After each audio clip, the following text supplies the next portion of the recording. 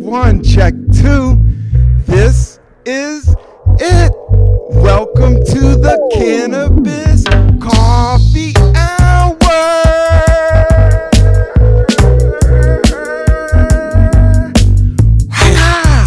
I'm your host, Rob Cantrell. We're here. This is 296 episodes. I'm with one of my best friends in comedy. This cat is super funny. He's worked for Vice. He's worked for HBO. He's been prolific stand-up in the Brooklyn scene here. I think I'm overheating on the mic here, but he is one of my good friends, and he has a great show on Wednesdays in Brooklyn at the Pete's Candy Store, the Funhouse show. So let's give it up for Sameer Naseem, everybody. Sameer. Yo, what's up, y'all? What's happening? What's happening, bro? What's happening, Sameer? Thanks for doing this, my man. Yeah, man. Thanks for having me. And thanks for making it through that awkward intro. No, it's great, man.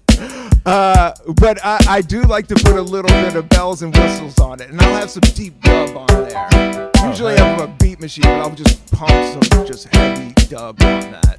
You overlay beats and stuff on this?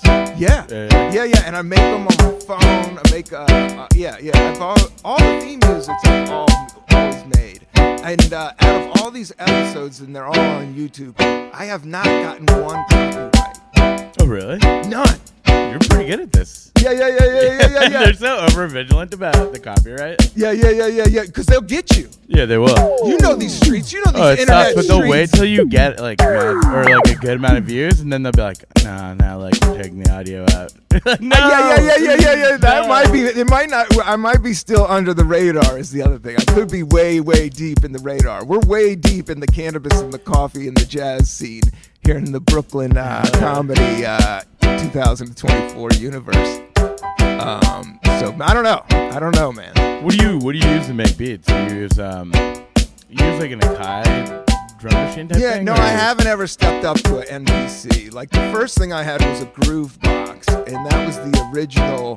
I did do Married and Shit and Coffee and Weed, like all these original songs. Obviously, it was like a Yamaha beat machine that had like a little scratch pad. Like it was like not a toy, but it was like one grade above. And I met my musician friend in Virginia, and he had this little studio, and I was like, oh man, I love this thing. He was showing it to me. It just had this boom bap analog. Yeah.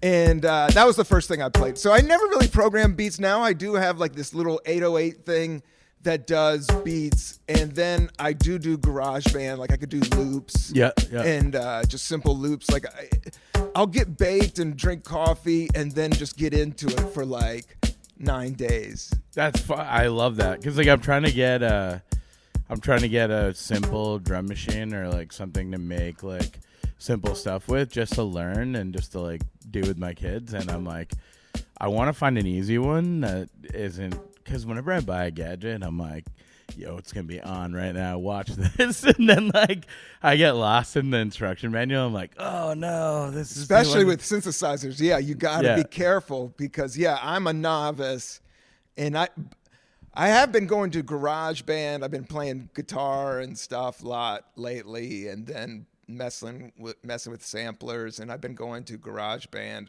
and they'll let you take it out and play with it. Like I eyed up a couple beat machines, some sequencers, and then I started playing. I was like, I can't pull this shit off. Yeah. That's what's so cool and about I backed GarageBand. out, and I hit the beep, beep, beep. But no, you got to nerd out on stuff. What are you nerding out on? Like in the simple, is it nuts? Is it hummus? What do you got going on? Honestly, it's the library's e-book reader. That's crazy sounding, but but you know, like if so you the public library, they have an app. Yep. And you can go on to this app, and people do with their tablet, right? Yeah. Because you go mad tablet. I even do it on my phone. People do it on their phone. Yep. And you can get any book that's in the New York Library on your phone? Pretty much, yeah. And that's pretty sick. Yeah, so like someone will tell me I'm reading this incredible book. I'm like, what is it? And they'll tell me. I'm like, I just got it. and then I'll just read it. Yeah. I'll start reading shit like that. And no, what else am I nerding out on? What book what's on your phone right now? Oh God. Right now, Parable of the Sower. It's kind of a sad one. Oh, nice. I just read the Norm Macdonald book, dude. I read the Norm Macdonald book, and they have it on audiobook too. They have audiobooks too, but yeah. I'm not good at audiobooks because then I'll like kind of tune it out. I want to actively listen.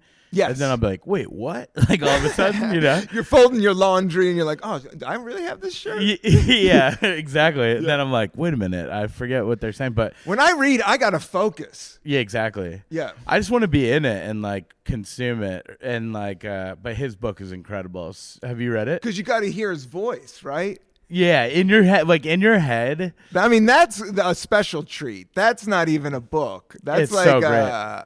And his voice was so amazing. You know, was. he has I mean, I wasn't a Norm Macdonald dude. I got to be honest with you. But I did, as a comic, I totally respected him.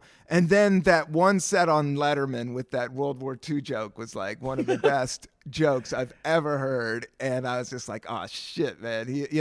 Yeah, I mean, I like him. I never liked people that fuck with people that much. Like, I've always liked the silly, but he was silly and goofy. Yeah, he was like super goofball. But this book is incredible because it's almost like a Cormac McCarthy book. It's like the way it's written is crazy. It's very descriptive and it's like written incredibly.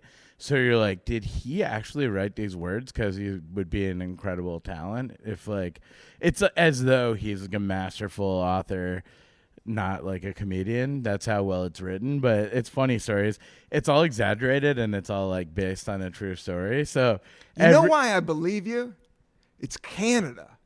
Yeah, man. He talks about that. Yeah, because he was isolated. And I've been really thinking about isolation. I isolate myself. I go out, because stand-up, you're out all the time. So, and now with mental health, people are talking about isolation. But Canada, when you live in those type of places, you just isolate because that's what people, there's nobody around. There's no one around.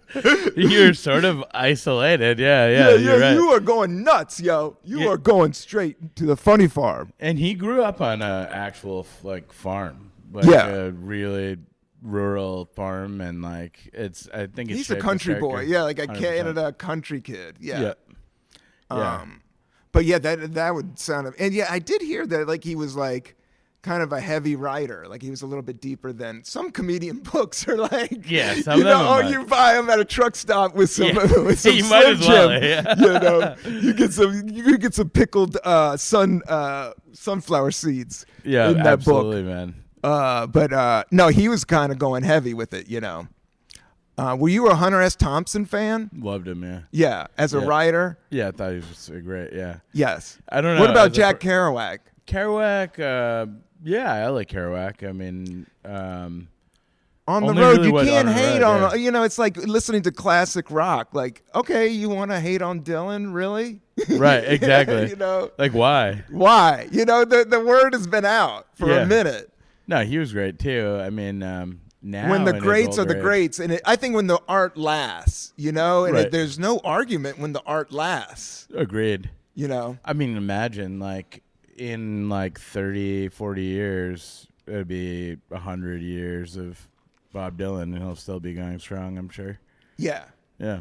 Knocking on Heaven's Door. Oh, that's going to go on forever. Yeah, man. I mean, that's going to be going on. The oldest, there's so many old songs, dude. It goes heavy. Yeah. Amazing Grace. I mean, these are all like American tunes. Yeah. Once you start going international, these tunes go out to the heavens. Yeah. Oh, yeah. Everywhere. Oh, yeah. Music is heavy. Now, you managed a bunch of hip-hop groups. When I met you in Boston. I think I've had you on the podcast before. We don't have to do super origin stories, but I've seen you grow up, and now you're like this awesome dad and killing comedian and got one of the dopest shows in Brooklyn. Thanks, man. And you always loved herbs, so we always would smoke out. And I've known you since you were so young, dude, like young 20s. Yeah. 100%, man. It's crazy. Yeah, no, the hip hop thing was crazy. Like I worked in hip hop. That's when you were working in hip hop. Yeah. We would always talk about this. And before anybody knew about A$AP Rocky, there was Sameer hanging out with these dudes. Yeah, man, it was crazy. Jet fuel. It's actually so true. No, I was working on music videos with them, and I worked in hip hop, and we were. What does that mean when you say you worked in hip hop? So I worked at this company, and we it's had a music like a company. Yeah, so they did like streetwear, and then they had a entertainment side. Yes. And so the entertainment side I was working on, and we found all these like up and coming people in hip hop and started making videos of them, and one of them was like So ASAP smart. Ferg, ASAP Rocky. So that whole group, like we sort of like were hanging out with on the regular. Yeah. And And you're like 22, and they were like 16, 7. They were young. They were like you were in the very they beginning. were like of it. 18. 18. Around that time, yeah. They were like 18. I remember Joey Badass, though. He was a kid, and when I worked at Vice, we went to his high school because he was like beginning to blow up on the internet. Oh, wow. And we shot like a video with him, and people at his high school were like, "Oh, he's like for real like this," and now he's like huge. He's like enormous. But yeah, that was so funny. Yeah, Vice did the video with Rocky. Like there was like a bathtub in it. I'm trying to remember what video that was. I did one called Multiply where like the police, we didn't get a permit, and I kept being like, we need a permit. When we were coming up with the like treatment for the video, I was like, they want to shoot this in New York City, outside, on the subway, all over these locations. Like we will get destroyed by the cops. And it was How big was your production? It would be like a bunch. So big, dude. Yeah. Because You it can was get like away the with number like of one people. or two people if you're gonna do guerrilla style, but like anything big, it's gonna get shut down. in a minute. He came up with this idea one day. He hit us up, and he was like, "Yo, come over to my house right now. I have an idea." So we go over to his place, and we're sitting in the studio, and he like plays this. He plays Colors, that old movie. Yeah. The gang movie. Yes. And he's like, "Yo, you remember this movie?" I'm like, "Yeah, it's crazy." He's like, "I want to do an homage to this, but people wear black and white, and we'll shoot it in the Bronx, and it'll be part of this video." And I was like, this is a bad idea. We need a permit. And he's like, "No, we're not getting any permits. Don't worry about that. I got it. We're going to do it in the Bronx, up by like Polo Grounds office." And so we went up there to shoot it, and sure enough, like, because there's all these kids dressed in white, all these kids dressed in black, they're like, the cops get wind of it, and then the cops pull up on us from every direction. They run at us from like 4 different directions, and there's like a white shirt, which the kids are like, white shirt, and I'm like, oh my god, we're gonna get shot. I was horrified. Oh my and god. then the cops were like, what's going on here? And we were like, we're shooting a music video. And then they were like about to like take everyone down. And then they were like, who's it for? And we're like, ASAP Rocky. We're like, point to him. And then the guy's like, hold on a second. And he calls his daughter, the like commanding officer. Oh my god. Yeah, For he's real? like, do you know? Yeah, he's like, do you know who ASAP Rocky is? She's like, yeah, absolutely. He's amazing. Why? He's like, I'm here with him. Then he asked for a photo. He's like, can I get a photo with you? And then he's like, yo, do you mind if we just hang around? We'll just guard your set. They never asked for a permit or anything. I was like hyperventilating. Oh my I god. was just Anytime like, New oh, York God. cops are around. Yeah. Horrible. Yeah. What a buzzkill, man. But at the same time, New Yorkers love hip hop. Oh, Whether yeah. it's cops or Yeah. firemen or Yeah, like, yeah. everybody loves a good hip hop, It's especially the completely true. young people. They all know, they're all up on good hip hop. 100% true. Yeah, it's like I love it. Yeah, are you still listening to hip hop, or what are you listening to? Oh man, so I got back into a lot of punk stuff, listening to hardcore. I was listening to like oi music, like new oi music. It's fun. Okay. Yeah, but that's been fun. I've been listening to a lot of classical music. You know, I just like Yeah, put it on. classical's good. Yeah, and I'll put on like You can vibe.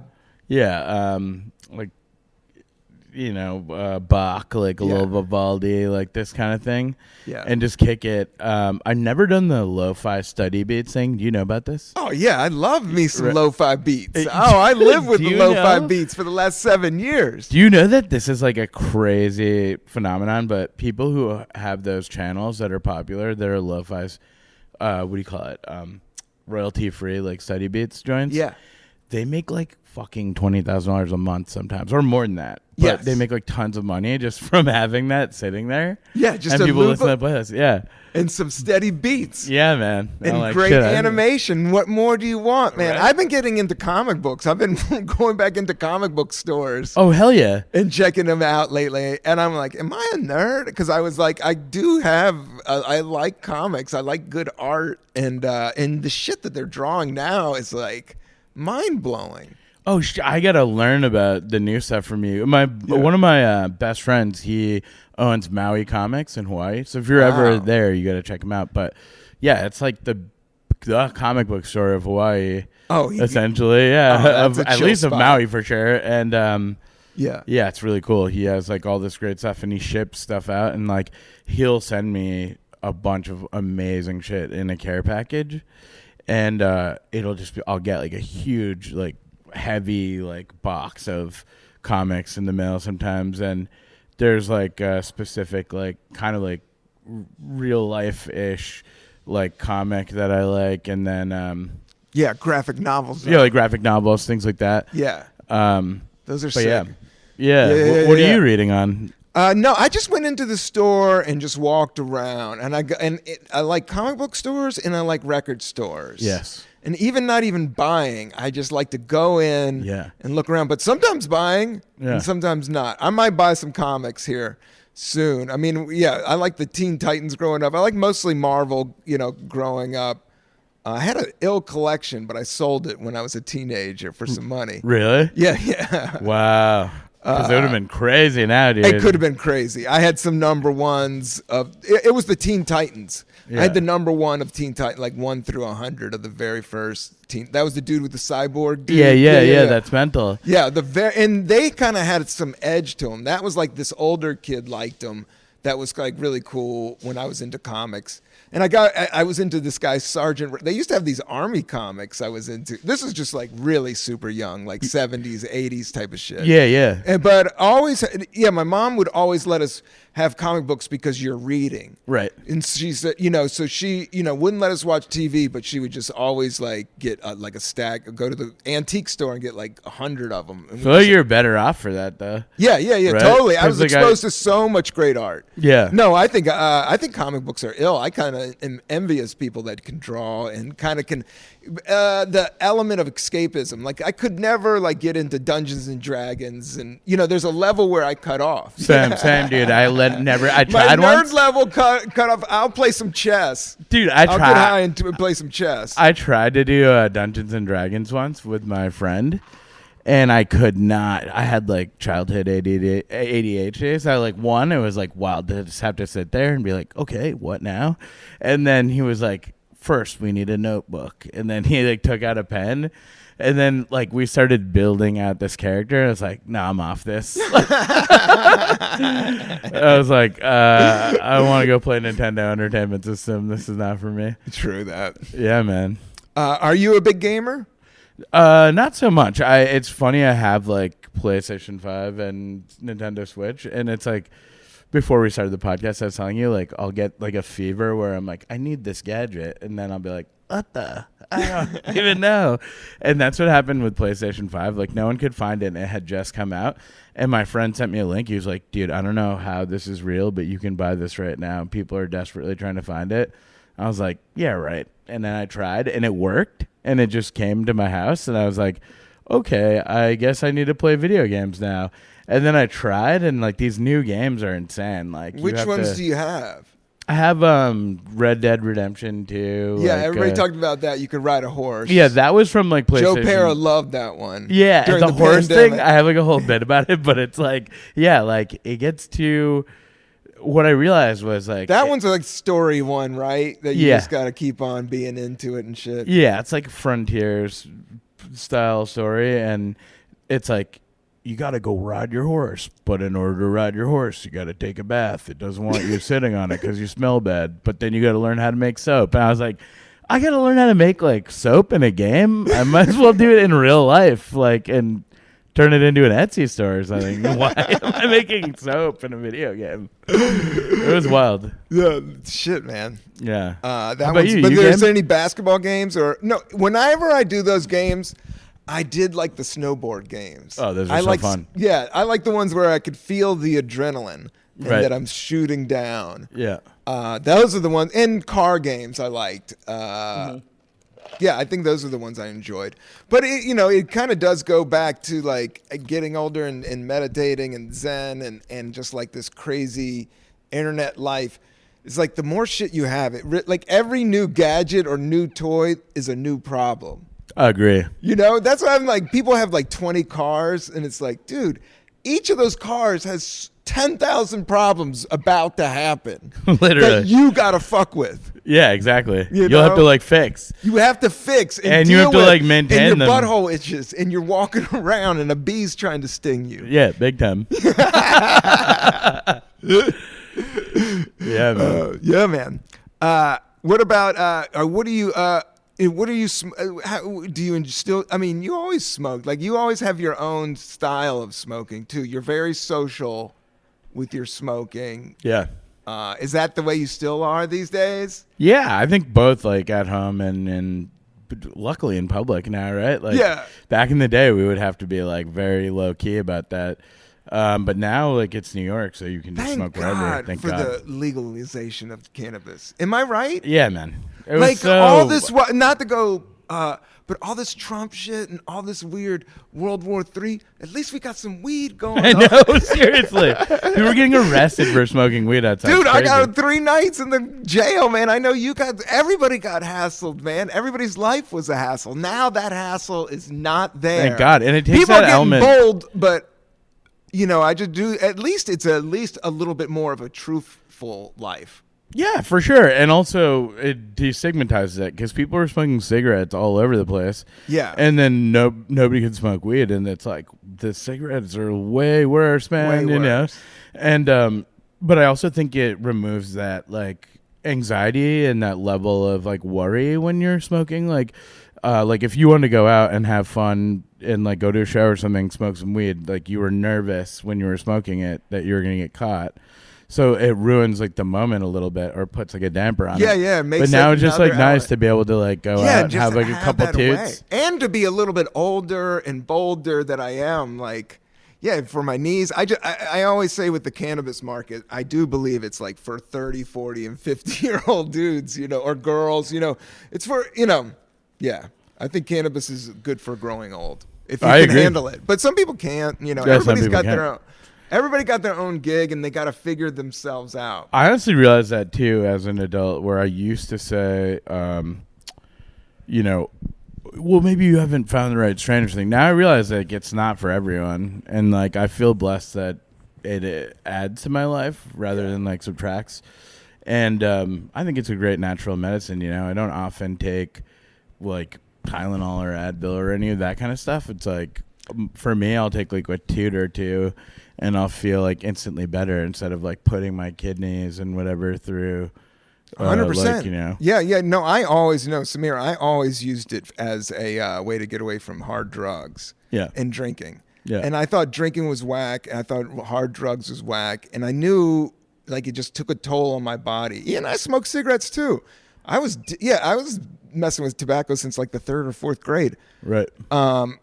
So by my mid-20s, I was just like, I am done with anything that like takes away. Yeah. Is bunk, Yeah, because agreed. it's just so fucking hard. Yeah, man. So cigarettes cigarettes and beer was fun, I have to admit, and beer was fun. I like being social, but yeah, then the hangovers were too much, and then every time I smoke a cigarette, I feel like I just could feel it, Right. And when I smoke herb, and I think other people feel different about it, but when I smoke herb, I feel better. Not always better, but you just got to watch yourself. But I do believe it's good for my joints and my blood pressure and keeping just everything kind of chill in this modern 2024, future world where the AI future, AI Elon Musk future world that we're swimming through outer space in every second of the day.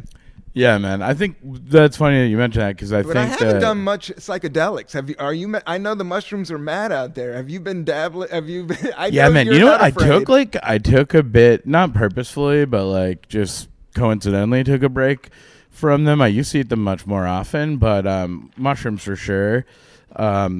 I've never really, knock on wood, have like a bad trip as long as I'm like, reasonable about how many I take. Yeah. But I also like I had got my hands on some like insane LSD that was like incredible, but it was almost like too powerful where it was awesome. It was fairly like clean from what I could tell, but it lasted so long that like I would have to eat it at like 9 a.m. and then at 3 a.m. that night I'd be like, all right, this is a little much, but Yeah. like an 18-hour trip, I'm like, okay, this is not good, but Yeah. You got to be on a bus up in you got to be up in Humboldt on a school bus. Yeah. Going up to go hang out with the coyotes at that point. I don't know. Psychedelics, I think that's why I've stayed away from it in New York City. Like, I got to be around nature if I mess with some mushrooms. Like, I just got to be next to a mountain. And now at my age, I kind of know what's going on. So if I do it, I would like treat it as kind of more of a ceremony. Like, I would do a little bit of yoga and meditate, make sure the place is locked down. Exactly. And figure it out.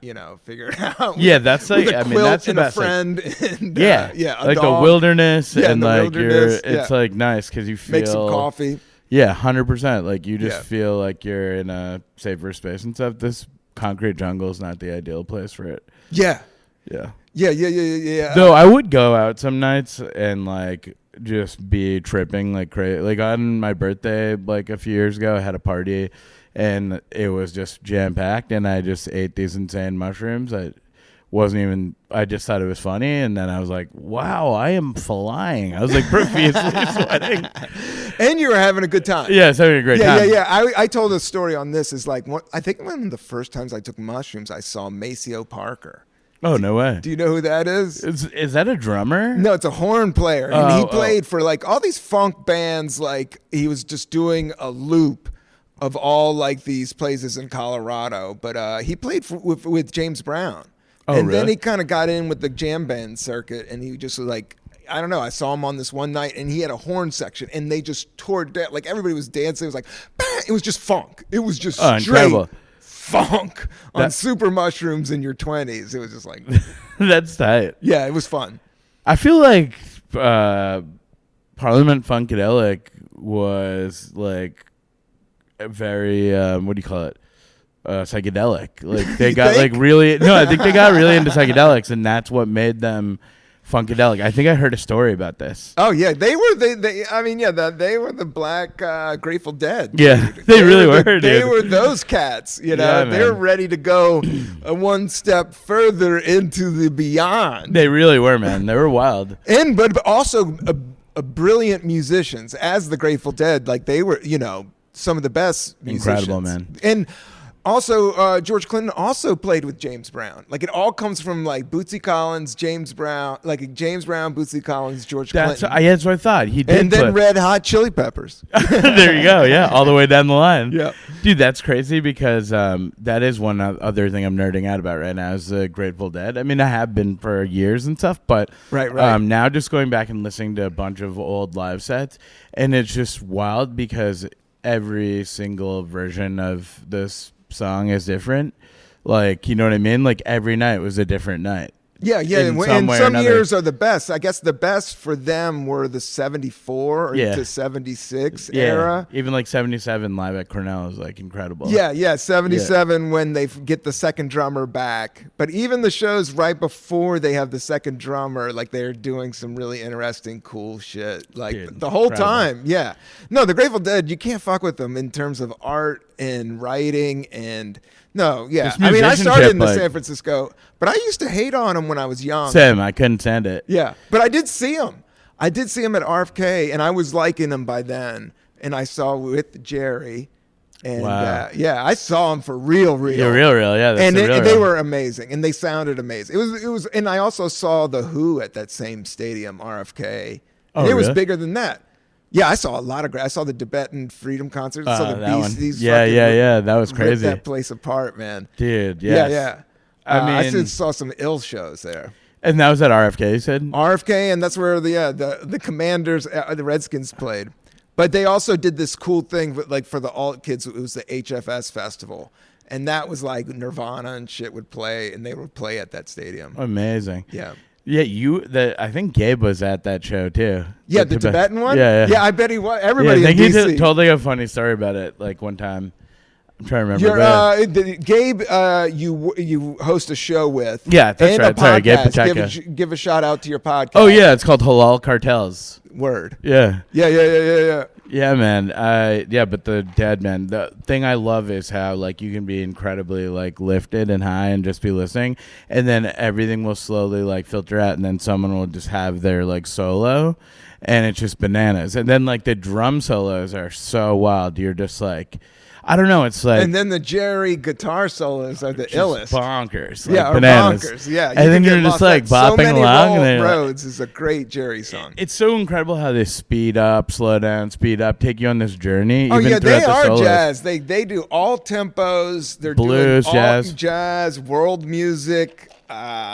It's everything. And then, he came from the literary world, like Jack Kerouac and all that was like his teenage, like he hung with those guys a little bit. I didn't know that. Yeah, in San Francisco, Jerry Garcia was he was like a beatnik, but he was like not the king. He's just like was kind of around, but like Jack Kerouac and all those guys were blowing up. Like he kind of spilled out, and then his 20s kind of started playing music, But there was a point where he was writing and doing a lot of poetry, and just saw that whole scene, Ginsberg and all that. Like they were all intellectuals. Yeah. So he kind of like how that lends itself is the songwriting. So the songwriting is not like I love you, no, you love me. They're talking checks about out, space turtles and the soul and the planet. Yeah, like dying. Terrapin Station and like you got like Dire Wolf and stuff. Yeah, dude, that's so crazy. I was gonna tell you, I've been reading this other book. I read it once like 20 years ago. My friend gave me a first edition copy of it for like my birthday, and I saved it, and I'm like so glad I did. I didn't even know, but it's called Trout Fishing in America. Do you know this book? Yes. It's by Richard Brodigan, but it's like it's not about trout fishing. He like it's like a humor book, and he purposely named it that so that it would confuse like librarians and like bookstore people. Like, but it's like it'd be in the fishing section. Yeah, he's like beat adjacent. Really funny guy. He's a real character. I read somebody else talking about him, and like he would dress like a hippie, but also like a frontiersman. Like it was a combo, so he would just look like a crazy person, and he just is like a goofball, but he was all like those really writers incredible. Have like that goofball rock star thing. It's like Tom Wolfe wears all white. Yep. And as we Merry Pranksters, like that whole crew of people. I was watching, that whole scene is a whole other scene. Yeah, that man. The Dead played at, but him. Yeah, that whole story, like I kind of got my head around it, but Dude, there's a story I heard. This is so trippy. It just like occurred to me.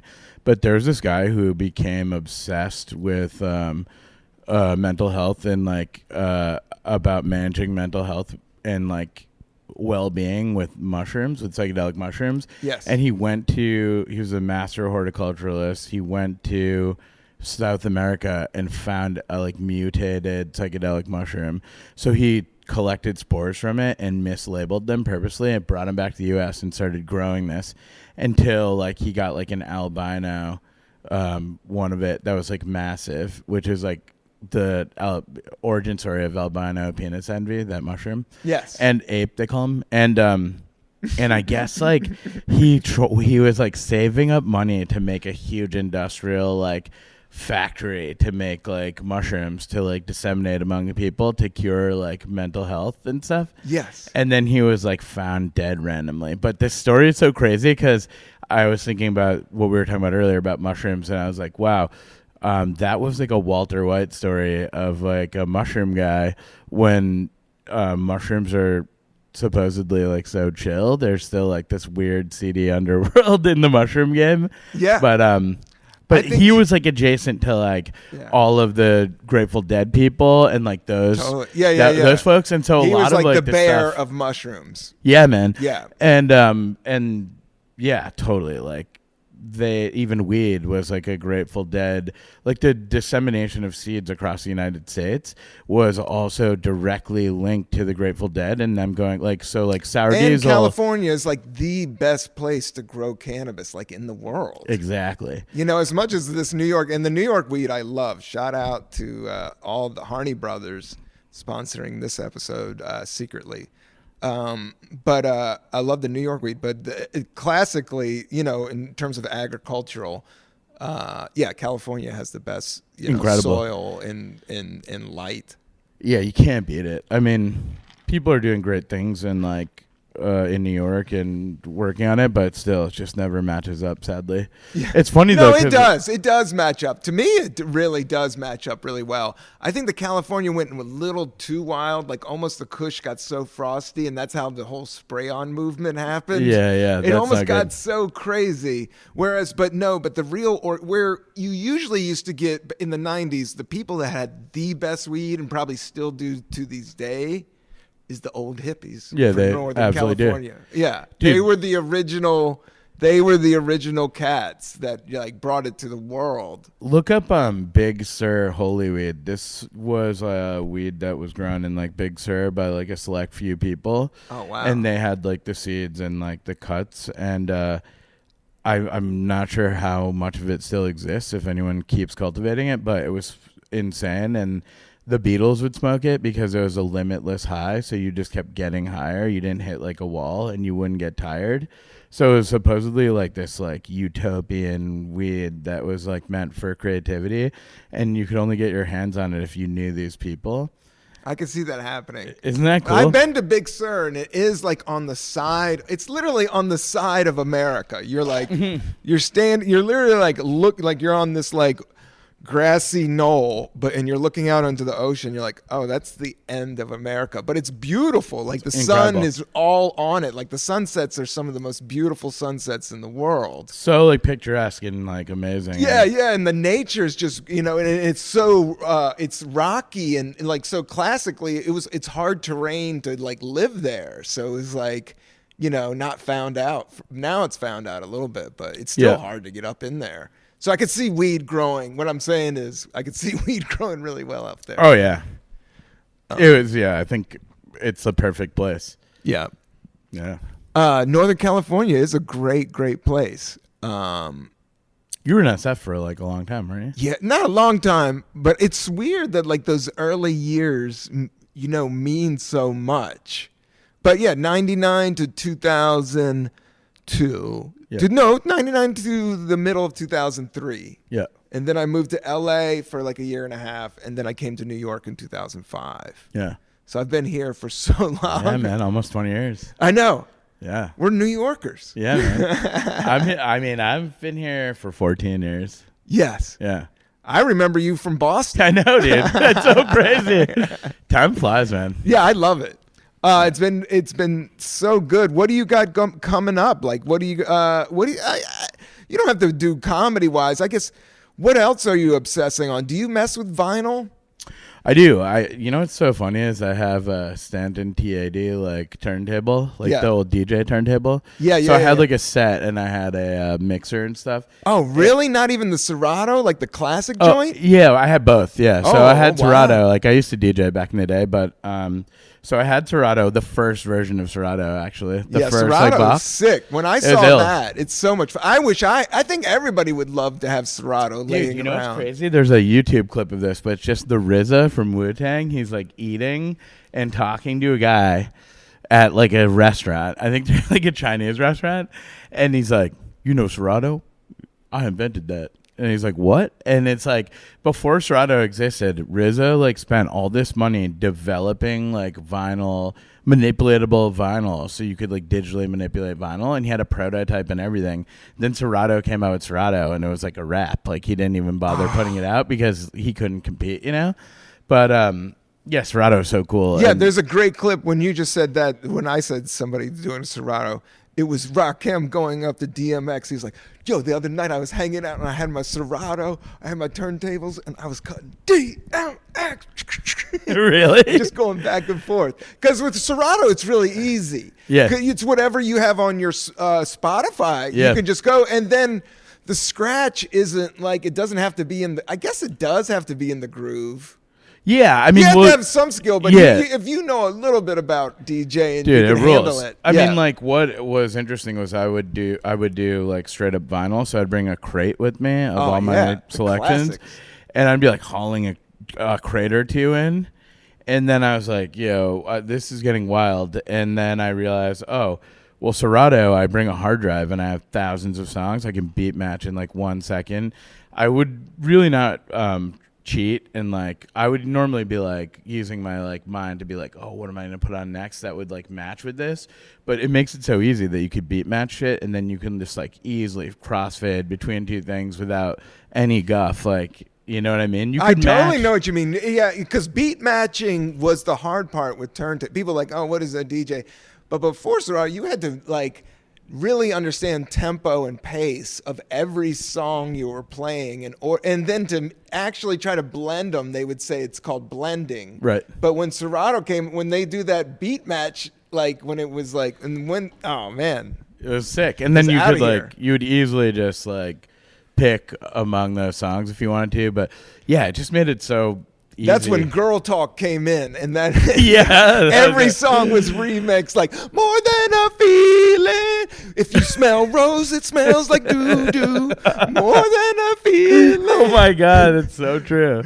Girl Talk just took all of FM radio and just put of all of like R&B, like hip hop radio of the '90s, and just mashed them together. He literally did, but beautifully. I would listen to it. Oh yeah, He had some epic cuts. It's so funny that you say that, because I recently thought about him. I was like, I wonder if that's even on Spotify, because it was like a nightmare for clearance, you know? Yeah. It was all like, it was so sampled to the point where it was like ridiculous. But he was stacking them. Like, it got to be this other art form thing. That's right around like when dubstep, like people just started fucking with technology heavy. Yeah. You know who's like super heavy is Diplo. Oh yeah. Isn't he like heavy? Like, I didn't pick up on how heavy he is until recently. And then I'm like, oh man, this guy, his beats are insane. This guy lives for the beats. That's really it. The electronic beats. Like, I mean, he just lives for the perfect beat. Yep. And he's beyond him. Like, it's like a whole other. He's like a pop producer, yeah. Yeah, but he went to like reggaeton, and that's actually the dopest shit. Like dub. He went dub. You know, and all the Caribbean artists he signed and would put them on these fucking super electric beats. Like, that's insane. Hell yeah, man. Yeah. Yo, there's this, I wish I could remember the name of it because it's so dope, but it's like a reggae toaster Instagram where it's just a shot of like a person, like an artist in front of the mic. Yes. And they go off, you know? Yes. And it's like absolutely incredible. It's on Instagram. I'm trying to remember the name. Oh yeah, those things are insane. They're so good though. And then you just see the line between like reggae and hip hop. Yeah. Like, you'd see what Kool Herc brought over. And I guess in Jamaica, like every town would have their sound system guy. And then and this one into the 40s, into the like third, like emceeing was like a thing, and it wasn't like rap, but you would get on there and sing or do chop. But now they kind of got influenced by hip hop, and it's just that.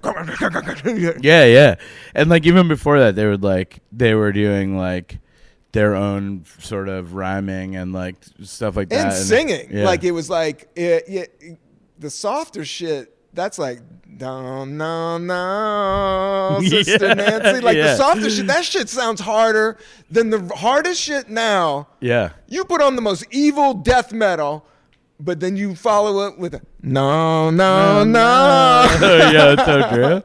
Yeah, which one's realer? Yeah. Which one? Sister Nancy, man. There's No. Sister Nancy's going to kick the shit out of that death metal. Dude, they're doing a documentary on her right now. Actually, I think it's premiering soon, or like it just premiered or something, but there's a Sister Nancy documentary. Yeah, she's amazing. Yeah.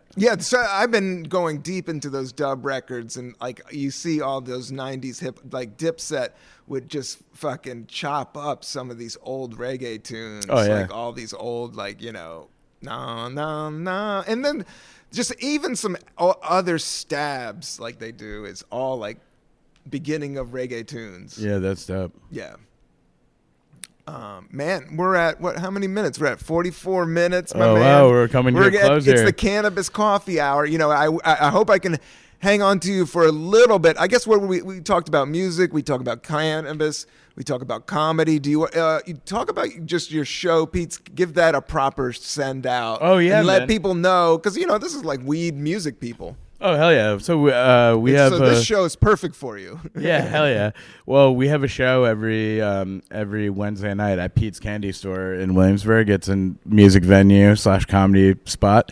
And we've been doing it for 10 years. Rob's done the show a bunch, and Rob recorded a record at Pete's Candy Store. I loved it so much. Shout out to Pete's Candy Store. Shout out to Sameer. I love you, man. And I love you too, man. show. That was the best, man. It was incredible. Yeah, and the so for the fans of Rob, like the Cobra King Cobra bit. King Cobra bit was so fucking cool. Like the way you guys did that and the visual for that and stuff. Dig it up, look it up on the net. You'll see it. Yeah, it came out. That was that really was a punk. I wanted a punk rock show. Yeah. I wanted one night. It's not shot on special. It got taken down from Spotify in the beginning. Oh, when they like took down all the comics records. Yeah. So ruthless. and that was like in its first year, but now it's been climbing up there. And some of the bits I'm here or there with, but then there's some tracks on there that's amazing. And then that was so much fun. And that night was so cool. And the album cover came out, and then the pandemic hit like within like a year of that. So I haven't put out anything since that, and that's kind of my next step in figuring that shit out. Have you shot a special or done an hour? I'm planning on doing one in a few months. I've been planning on this for years, and now I finally just like set the wheels in motion. I know when you set the wheels in motion, you can pull it off. Do you want to give out any of the secrets, or you want to keep it on the DL? I think the key is like. Do you have a venue? I guess I was questions. talking to Mike Leibowitz about the Gutter. Yes, that place is amazing. Yeah, Shout I out feel to like the Gutter. it's worth... That's one of the best places to see stand up if you're ever in New York. Yep. Check out their Saturday and Wednesday night. The comedians you should know. It's always a fucking sick lineup. Some of the best people in the world stop by. Yeah, I agree. Yeah, it's an incredible show, and I was like, yeah, I think this would be. You'd be great there. Yeah, I'd love it. Yeah, and you have so many friends in town. Like you could pack that joint out. I would love to, man. Yeah, and I mean, I think that's where I want to go for the time being, and like try and do an hour there, and then so it's been a long time in the works, so I'm excited to do it. I'm like planning on it. Yeah, this is the era of that shit. It's time to like buckle down and boss out. Yeah, man. Yeah. Thank you for bossing out and coming over here. Have you ever heard that tune by Juicy J? Which one? Boss Up. Oh, dude, I love the Juice Man. The Juice Man's insane. Yeah, 36 Dark Mafia. Horse, I love Juicy. Yeah, I love Katy Perry. Dark Horse. Yeah, he's in Dark Horse, isn't he? Yeah. And so you ready for perfect storm? There's no going back. He's so good. He's also hilarious I of love a person. the drama. Yeah, he's sick, man. Shout out to Juicy J, but shout out to Sameer Naseem. Shout out to Shapeshifter Lab here, and that's it. Peace and love, everybody. That's us. Later. Thank you. Thanks, man.